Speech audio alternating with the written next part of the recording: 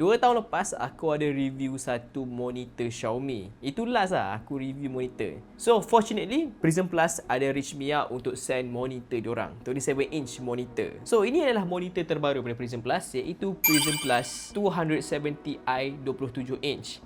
Nama dia memang mengarut. Let's be real, aku sendiri pun tak ingat. Aku tengok balik phone aku nama dia apa. Jadi aku nak share kat korang semua first impression aku dan macam mana, okey ke tak monitor ni untuk korang beli sebagai korang punya main monitor ataupun secondary monitor.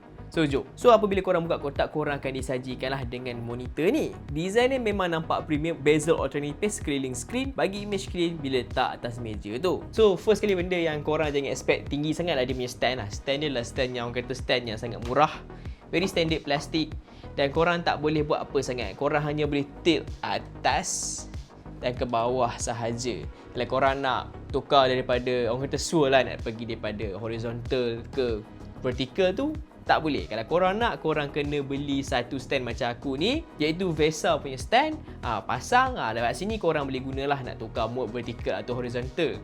So macam aku cakap, don't expect much daripada punya stand ni. Tapi untuk harga dia bagi aku is okay lah. Lepas tu dari segi design body dia, mostly plastik. Memang standard lah monitor kan, memang plastik lah. Tapi nampak solid dan tak nampak lah murah sangat kat sini. Untuk spesifikasi dia, dia datang dengan 27-inch fast IPS panel, full HD resolution. Lepas tu refresh rate dia pun memang tinggi, boleh sampai 200Hz. Respon time dia pun hanya 1 millisecond GTG. Untuk spek selebihnya, dia datang dengan warna sekitar 124% sRGB dengan 88% DCI P3 color gamut. Dia juga ada adaptive sync, jadi support untuk G-Sync dan juga FreeSync untuk gaming tanpa ada screen tearing tu. Dia juga datang dengan eye care features macam flicker free dan juga low blue light tu. So kepada korang yang nak guna lama, features ni akan menolong mata korang daripada cepat sakit lah ataupun cepat rosak lah kat sini. Mata boleh rosak. Aku terlupa nak mention lagi satu, untuk port dia 2 port lah. Satu HDMI 2.0 dan satu lagi DisplayPort 1.4. Quite simple je kat sini.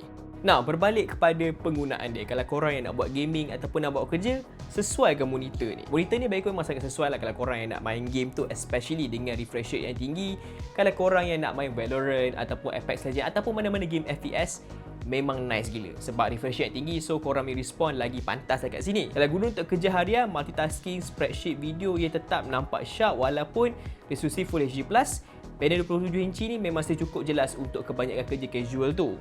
Nah, untuk quality screen dia pula, fast FPS dia memang mantap. Warna vivid dan konsisten dari sudut 178 darjah. Dia punya color accuracy setinggi 124% sRGB confirm bagi paparan cukup vivid untuk video dan juga editing yang ringan tu. Brightness pun standard sekitar 300 CDM, contrast ratio 1000/1. Tengok konten entertainment ataupun tengok video HDR tu memang akan puas hati punya. Tapi HDR dia tak adalah orang kata high level sangat, but it's still HDR kat sini. Dan kalau untuk editing macam aku cakap tadi, is good, but as a color guy yang banyak editing, banyak guna color, dia tak adalah accurate sangat. But untuk orang yang nak buat konten biasa, you guys tak perlukan pun orang kata sRGB sampai 200% ataupun maksimum DCI P3 gamut sampai 100%. You don't need that. Ini dah cukup dah sebenarnya. So kepada korang yang nak beli monitor ni, ini adalah pros and cons yang aku boleh bagi dekat korang semua. Untuk dia punya pros atau kelebihan dia, harga dia memang bajet, tapi spek dia memang nice jugalah untuk harga bawah sub 700 ke 1000 tu. Datangan 200Hz, 1 millisecond response time dengan panel IPS. Lepas tu warna dia memang vivid dan coverage color gamut yang tinggi. Bezel dia yang nipis plus nampak modern kat sini. Lepas tu juga ada 3 tahun warranty on site. So kalau ada apa-apa masalah, korang hantar je ke diorang punya kedai tu. Cuma dia punya cons atau kekurangan dia, resolusi dia hanya Full HD Plus sahaja ataupun 1080p pada saiz 27 inci.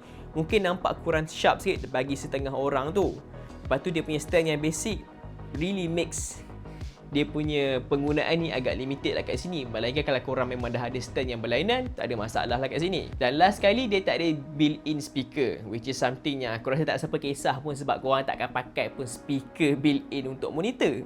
Even monitor main aku ada built-in speaker, aku sendiri pun tak tahu macam mana aktifkan dia. So, hey, that's something new. So, sebagai kesimpulan dekat sini, Prism Plus F270i ni adalah pilihan monitor Full HD 27 inci yang jarang ditawarkan dengan spek 200Hz dengan panel IPS dengan harga rendah.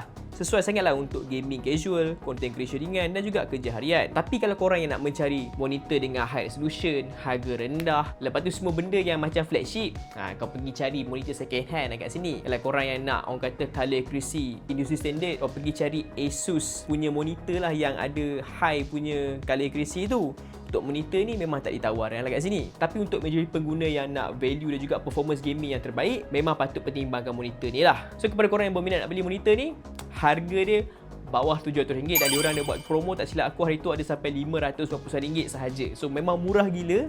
So go grab this monitor kalau korang yang tengah mencari monitor baru tu. Link macam biasalah dah ada Shopee dan semua tu. So jangan bimbang. So bye bye.